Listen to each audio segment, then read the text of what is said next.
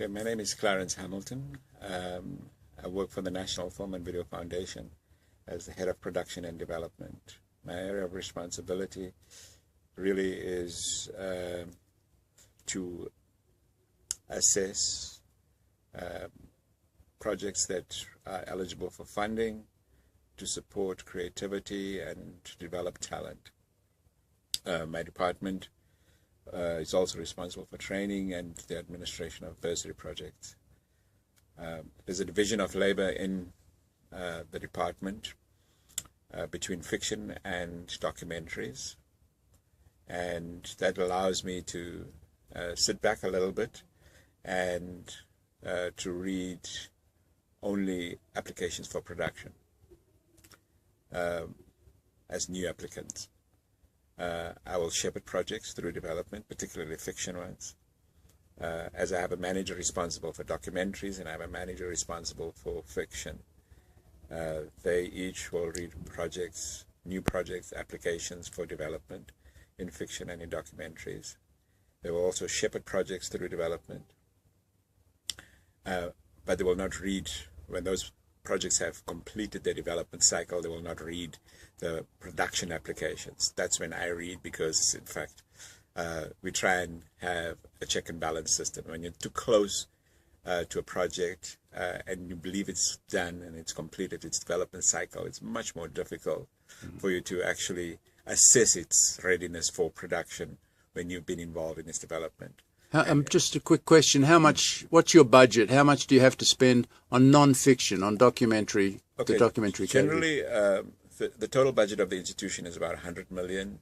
My department spends about 40 million of that, which is about $4 million. That $4 million goes into developing 15 documentaries per annum and in development, and 10 documentaries in production.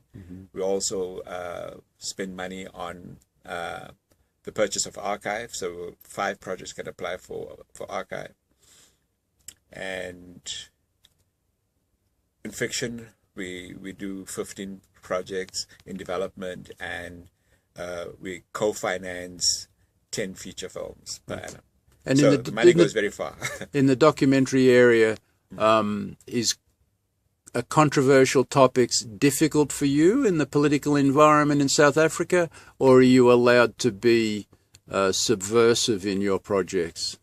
Well, the great thing about doing my job is that the act that established the institution very specifically says, among other things, that part of our job is to promote freedom of expression.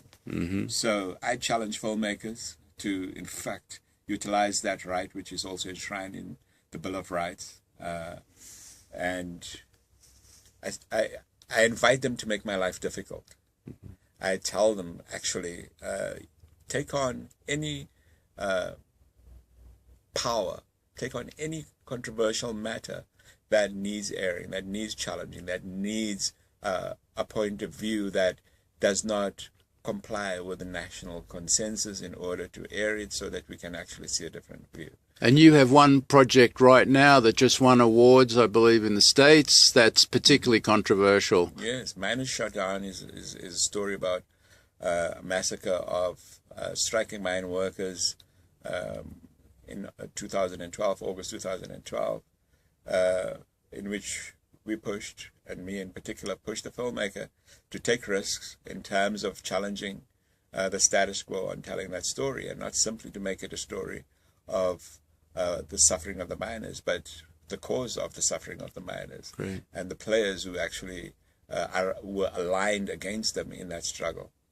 So it was very important, and it's very important for me as a filmmaker, as a working filmmaker who came into the NFVF, to start giving back and creating a set of circumstances for filmmakers to express themselves, that they use the opportunities when there's still somebody like me who will defend their right to use the freedom of expression to the fullest extent that it is actually meant to create for filmmakers and for artists in this country.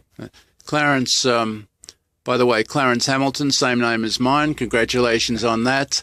Where can my viewers of documentarytelevision.com videos go to learn more about your program? What's the website? Yeah, they can visit www.nfvf.co.za. Right. Yeah. We'll look forward to sharing more information about your grant giving in the future. Thank you, Clarence. Thank you.